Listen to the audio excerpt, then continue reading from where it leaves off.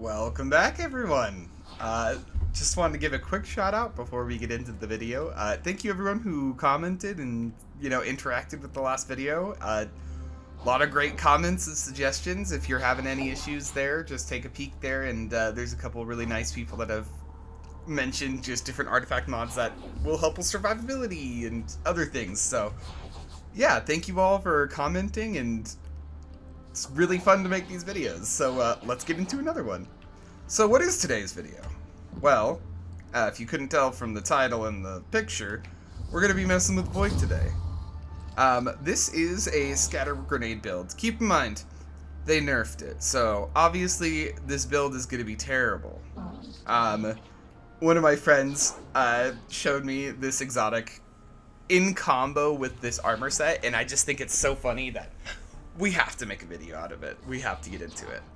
What is the exotic in the build set, armor set, you might ask? Well, our exotic is Nothing Manacles. What does Nothing Manacles do? Scatter Charge. You gain an additional scatter grenade charge. Enables tracking for scatter grenade projectiles. Scatter grenade final blows create additional scatter grenade projectiles.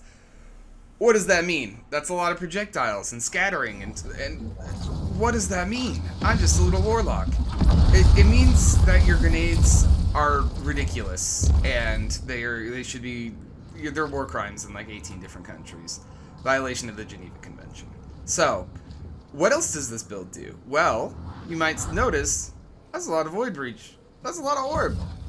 Pick up Void Breach and orb, and oh, they explode, and projectiles, and what's that? Another Void Breach? Let's grab that. Oh man, it projectiles, and it's tracking, and what's that? Another Void Yeah, so we have a Void Breach build. I have been wanting to build around them since they were introduced. To be honest, I just couldn't really break them as well as Arc. And so it just didn't feel as satisfying to use. But now with this build, it is both satisfying and easy to make them, and it's really fun.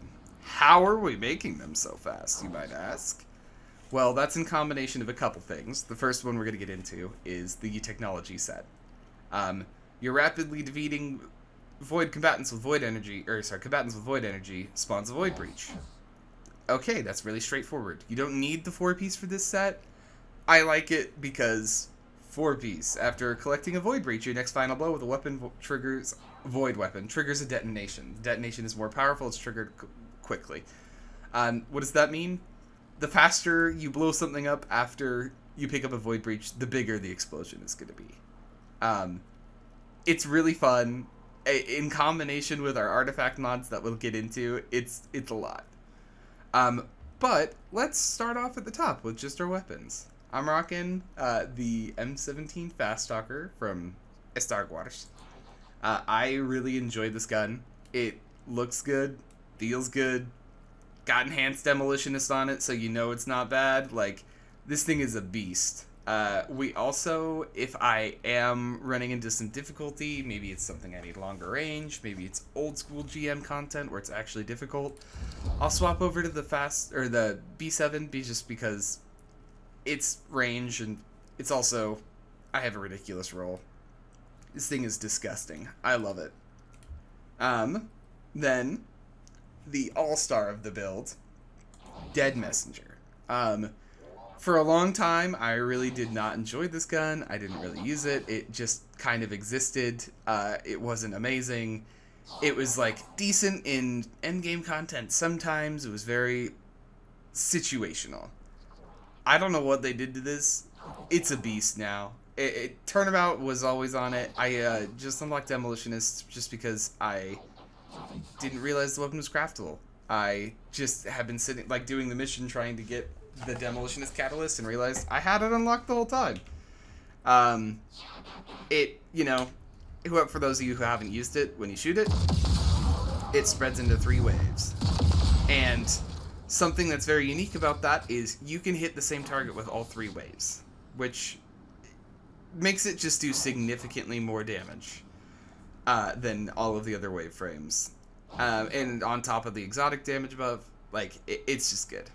Finally, in our heavy slot, I'm rocking either Regnant or Hammerhead, depending on the content. Regnant, I've been using more recently. It's very enjoyable. This thing is okay. You guys, I should never have brought you into this world. Sorry, quick interruption. This thing is great. It does pumps out damage. It auto reloads. You got explosive light. It's great. Hammerhead, enhanced demo. If you're trying to clear, there's a lot more just ground ads. You pop this bad boy on. Target lock is really good for dealing with those barrier champs that just sit there. So I really enjoy either of those two. But we also have a swap out. Let's say your raid team doesn't have a Void Hunter. You don't have a Tether. You need to be applying debuffs. Well, I swap out Dead Messenger for VS Velocity. This thing is... I just got this last night, and I really enjoy it. My role is Demo Attrition or Bait and Switch. You can really do whatever you want on there. I like Attrition just because orbs. And then I'll rock Fafnir. So, that way you have about 1 million different debuffs.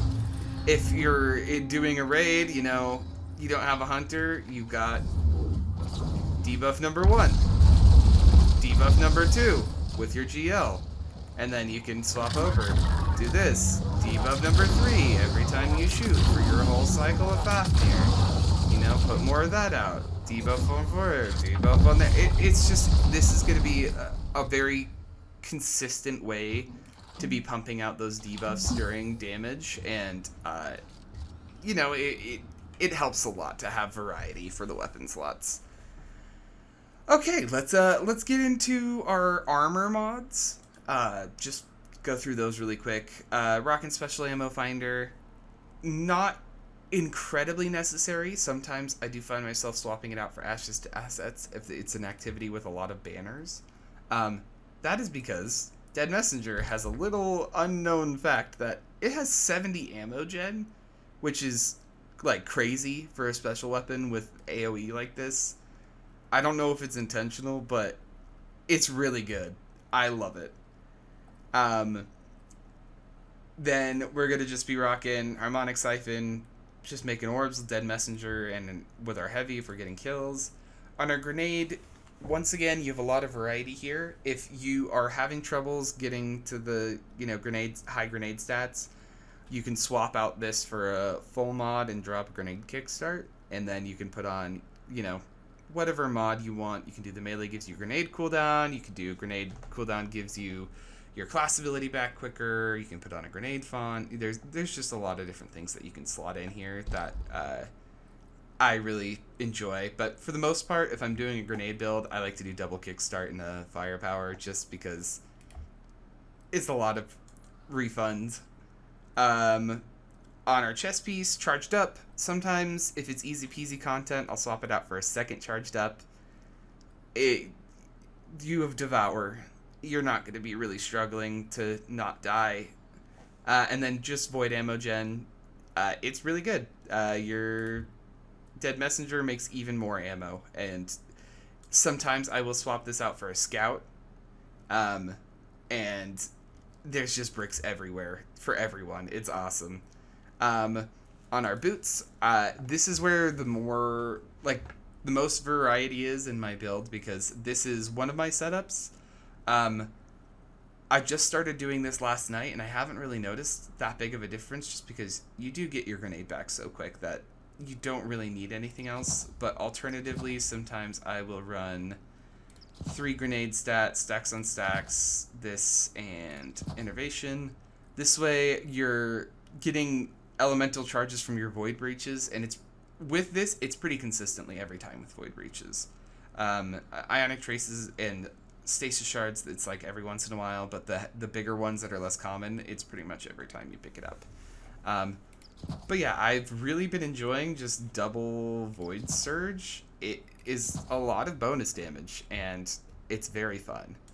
On the Bond, this is my usual lineup.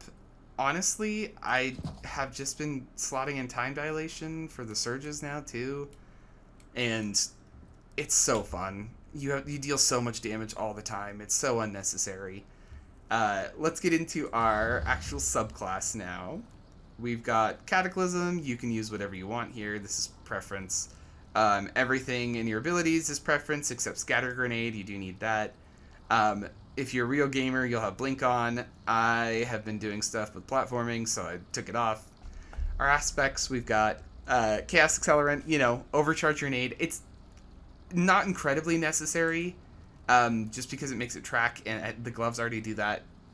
I haven't noticed an incredible amount of a difference, but we can damage test that. Feed the Void gives you Devour. Devour's OP. It's the best subclass thing on Void. There's no reason not to run it. Fragments. We've got Instability. Whenever we get a grenade killed, we get Volatile. Expulsion. Whenever we get a grenade kill or a melee kill, they explode. It's very good. Undermining. Our nades weaken. That's just straightforward and pretty much required for the build. And because of Echo of Harvest, whenever you defeat a weakened target, you can orb a power and a Void Breach. Just another way for us to be constantly pumping out Void Breaches so that our armor making Void Breaches and our subclass making Void Breaches. What else could possibly make a Void Breach, you might ask? Well, that's when we get into this bad boy. We're rocking Power from Pain. What is this? When you rapidly defeat weakened enemies, you get Devour and a Void Breach. Oh my gosh, that's crazy. That just means that when we get rapid kills with Dead Messenger, we get Devour and a Void Breach. Alright, this one is just good. You can really rock anything else. You could rock this in a stasis weapon. Oh wait, we have a stasis weapon. Sorry, I just had a realization that... So yeah, we're gonna put this wind chill on so that you can get frost armor. I don't know why I didn't realize that until now. That's use wind chill. Weakened clear. When you're using a grenade launcher, whenever you damage anything, it weakens. It's always been the GOAT. It's the GOAT. It's amazing. I love this perk. It's been the GOAT since they added it when it was first in the season. And curative orbs. Whenever you get a Void Breach or an Orb of Power, you're gonna get a little bit of health. And it's really nice. It helps you stay alive. Void Renewal when Devour is active. Void Weapon Final Blows have a chance to create a Void Breach. Another way to make Void Breaches, that's crazy. And when you pick up a Void Breach, it reloads your grenade launcher from reserves? That's insane. So, how that plays in is you make Void Breaches during or pre-combat, and instead of reloading, you just pick up a Void Breach, and it will refresh all of your damage buffs, it'll refresh your weakening, it'll reload your gun. With Supernova and Old God's Right, it will also release a weakening pulse, and it will summon in void projectile, those seeking void projectiles that we saw falling from the sky. I did some damage testing with kinetic impacts, and it is only more damage if you do not have void breaches. If you have at least one void breach throughout your damage rotation, that's how big of a difference these two stacked makes. Is if you have at least one void breach during your damage rotation, it is more damage than kinetic impacts. So kinetic impacts really good. It's not amazing compared to the combination of these two. I really thought that it would be. I tested it and I was surprised to see that these two still came out on top if you have one void breach. How does that play out into damage? Like I said, let's just summon some scions here so we can make a breach. Make a couple breaches, and then we'll summon our big boy again. So, how that plays out is, let's just do this, get some orbs of power so that we have our full weapon damage boost. So, oh god, sorry, that's on me, gamers. So, you empty everything into him, pick up your void breach, and see that it did the trigger and it summoned the little projectiles. That's more damage. It's straight up more damage than kinetic tremors. And yeah, so this build, it really does have it all. It has high boss damage, it has high ad clear, and I was really surprised. Dead Messenger, this is the one I want. Dead Messenger Like, if you really get all the buffs and everything stacking, like, you get a Void Breach out, you pick that up, let's do this. Like, it does a lot of damage. We're on GM, and we basically just, like, two-shot that... I know it was a little bit cheesy because we used the other GL, but even if we, like, swap to Hammerhead and we... say we put out an Unstop, that's actually perfect. Because we can just use Dead Messenger. So we kill that guy. He gets weakened from the nade. He gets unstopped. The thing hits him. And it does so much damage to champions. It's really not, it's not fair. The other reason I like Hammerhead more is because, let's say you have a group of ads all the way down there. You can spawn in your stuff all the way across the map. It's a little bit inconvenient for your breaches, but if you want to clear all the enemies, you know, that's a good way to do it. Just wanted to give a quick shout out to everyone who left comments on the last video and interacted. You guys are amazing. Thank you all for watching so far. If you have any comments or suggestions, let us know.